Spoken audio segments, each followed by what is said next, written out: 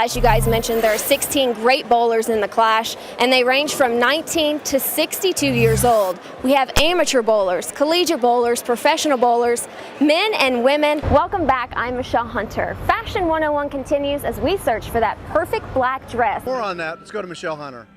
Thanks, Jeff. Coming into the Wrangler Pro Rodeo Championship, a few guys are on the bubble to qualify for the Wrangler National Finals Rodeo in Las Vegas.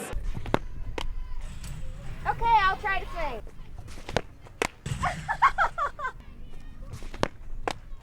Okay, that was it for this week's 360. And every player was on hand, including all rookies, but not everyone participated in practice. Shelly Murphy is one step closer to sweeping these Ariat playoffs. She won in Caldwell, you won here in Puyallup. Things are going great for you here toward the end of the season.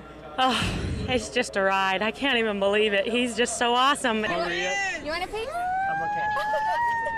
Yesterday, Rebecca told us, as long as I'm not the first to go, when you saw Linda Barnes being the first to go, what was going through your mind?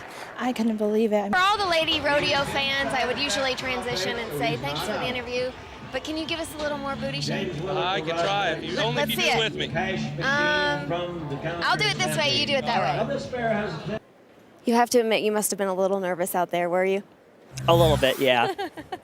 And following Norm Duke, it's a little intimidating. I can imagine. Good luck in the next round. Hey, after that excitement, you have to buy tickets. I know, you have to go now. So day one of Camp Hill went smoothly and most importantly, injury-free. But the main emphasis in Jacksonville this week is defense.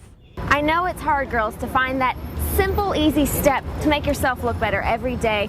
Jim's gonna help it. The Darrelle Revis holdout is over.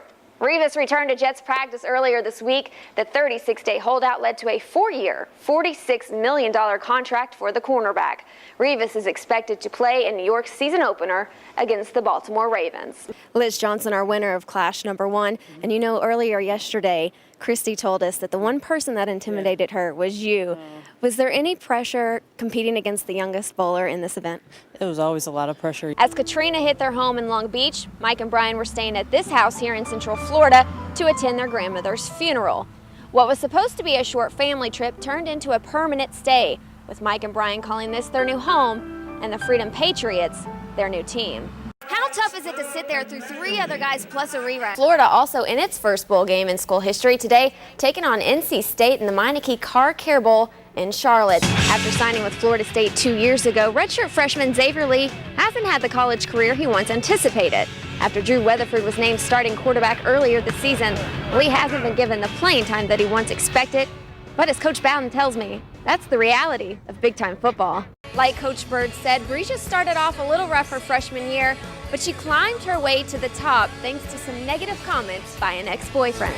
One of the big matchups last week showcased the Jets and the Patriots. Within that game was the individual matchup of wide receiver Randy Moss and cornerback Darrelle Revis. Revis undeniably came out on top of the matchup last year and even called Moss a slouch following the game. But this year, Moss was determined, and he made this insane catch. Watch. The Buccaneers clinched their second NFC South title. We'll get their reactions next on The Jam. That's all for sports. We'll be back after the break.